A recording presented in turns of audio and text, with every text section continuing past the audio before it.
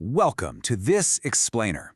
Today, we're going to resurrect one of the ancient world's absolute most magnificent and, frankly, tragic architectural marvels. And we're pulling its story straight up from the bottom of the sea. We're talking about a structure that literally defined an entire era of human engineering, a massive guiding light that stood tall for centuries before finally vanishing beneath the waves. So let's dive right into this with a really fascinating mystery. What exactly sits off the coast of Egypt, just hidden there beneath the waves of the Mediterranean? For hundreds of years, historians and archaeologists debated what happened to the remnants of ancient Alexandria. Ships were just sailing daily over these waters, completely unaware of the staggering, colossal history resting right out of sight, buried in the seabed of a bustling modern harbor. Well, the answer to that mystery is a breathtaking treasure trove of ruins. Believe it or not, it wasn't until late 1994 that a team of French marine archaeologists finally rediscovered the physical remains of the Great Lighthouse. They found these massive blocks of granite. We're talking weighing between 49 and 60 tons each, just scattered alongside 30 sphinxes and towering obelisks. And the crazy part? The work hasn't stopped.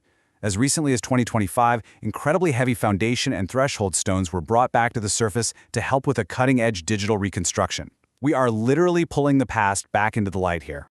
Section 1. Building the Great Beacon. Ambition, danger, and a sneaky architect.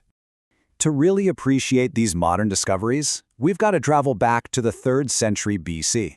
We're heading to a super dangerous coastline and exploring the brilliantly ambitious minds of the Ptolemaic Kingdom. You see, the reason this beacon was built in the first place wasn't just to show off. It was born out of sheer maritime survival. Alexandria's coast was incredibly treacherous. The shores of northern Africa right around here were notoriously flat, inconspicuous, and just riddled with shallow shoals and submerged reefs. And to make matters worse, dark legends claimed that the locals living on the small island of Pharos were wreckers. Basically opportunists who purposely lured passing ships to their doom just to plunder their cargo. So realizing this massive crisis, ruler Ptolemy I ordered a giant guiding beacon to be built to safely guide merchant ships into the harbor at night. To pull off this monumental vision, the Ptolemaic Kingdom spared absolutely no expense. The project wrapped up during the reign of Ptolemy II, taking 12 intense years to complete. And the cost? A staggering 800 talents of silver. To put that massive number into perspective for you, that was roughly a tenth of the entire royal treasury at the time. It was a massive financial gamble on an unprecedented scale, requiring giant blocks of limestone and granite that had to be sourced from quarries deep in the eastern deserts.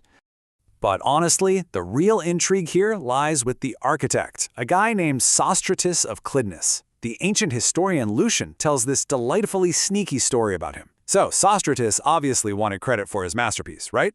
But the king demanded his own name be on the dedication. So, Sostratus cheekily carved his own name deeply into the solid stone, and then he covered it up with a layer of plaster. On top of that plaster, he inscribed the king's name. Sostratus knew perfectly well that the salty sea air would eventually weather the plaster away, crumbling the king's name into the ocean and revealing his own hidden signature for eternity. He knew for sure that his own legacy would totally outlast the monarch's. Section 2. Anatomy of a Marvel. Scaling the 100-meter Colossus. So what did that 800-talent budget and our cheeky architect actually manage to build? The crucial point to understand is its towering 3-tiered design. Arab writers who saw the lighthouse while it was still intact were actually very consistent in how they described it. The base, step 1, was a massive square foundation with a robust central core. From there, it transitioned into step 2, which was a narrower octagonal midsection. And finally, step 3 was a sleek, cylindrical peak. Put it all together, and the structure reached well over 100 meters high, somewhere between 338 and 387 feet. For centuries, it was literally one of the tallest man-made structures on the face of the earth. Now, to really help you grasp the massive footprint of this building, we actually have the incredible account of a 12th century Arab traveler named Balawi. He walked inside the lower rectangular shaft and described its interior ramp system. And guys, this wasn't some narrow claustrophobic staircase. Balawi reported that the ramp, which was roofed with solid masonry, was so incredibly huge and wide that 2 horsemen could comfortably ride their horses past each other simultaneously on their way up the tower. Just imagine the sheer volume of stone you'd need to support an internal highway like that. At the very top, Guarded by grand statues of either Zeus or Poseidon, the lighthouse utilized a brilliantly simple but effective dual-function optical system. By day, a massive mirror, likely made of highly polished bronze, reflected the glaring Egyptian sunlight way out into the Mediterranean. By night, a roaring furnace was lit, sending a beam of fire cutting straight through the darkness. Ancient sources actually claim this light could be seen from nearly 30 miles away, completely transforming that treacherous coastline into a safe haven. Section 3. Earthquakes and Sabotage. The Slow Fall of a Giant. Despite its massive stone footprint and ingenious design, this tower just wasn't invincible. Its destruction was a slow, agonizing collapse brought on by the Earth itself, and, if the legends are true, maybe some cunning human deceit. Because the lighthouse sat relatively near two major tectonic fault lines, it was just battered by earthquakes for centuries.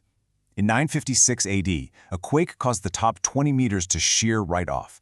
Then, in 1303, a massive earthquake originating near Crete struck the fatal blow, totally wrecking the structural integrity of the remaining tower. The ruins just sat there until 1480, when the Sultan of Egypt finally cleared the site, recycling those great fallen blocks of granite and limestone to build a medieval fort that actually still stands on that exact spot today. But, earthquakes might not be the only culprit here. Adding a wonderful touch of ancient espionage to the mix, the 10th century Arab writer al-Masudi recorded a wild legend of sabotage. He claimed that the rival Byzantine Empire sent a secret agent who pretended to convert to Islam just to gain the local caliph's trust. The agent spun this elaborate lie about a massive treasure hidden directly beneath the lighthouse. Amazingly, the caliph fell for it and allowed the agent to start digging.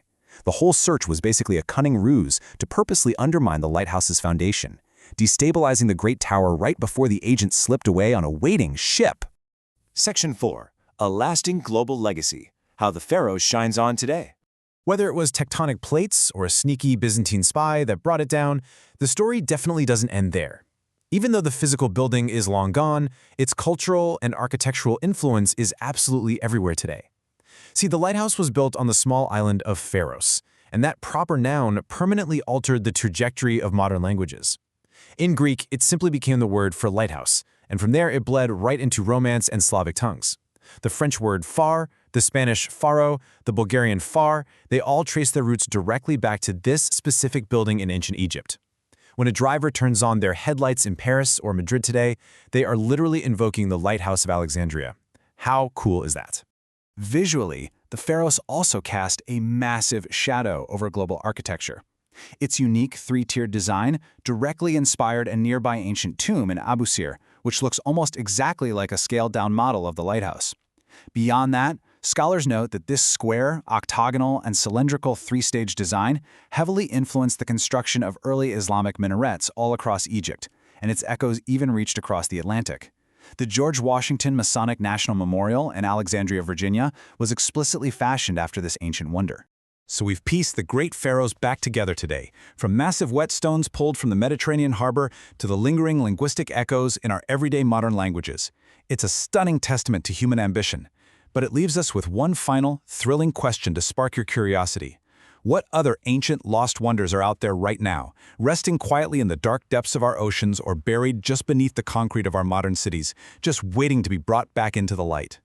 Thanks so much for joining me on this explainer, and keep exploring.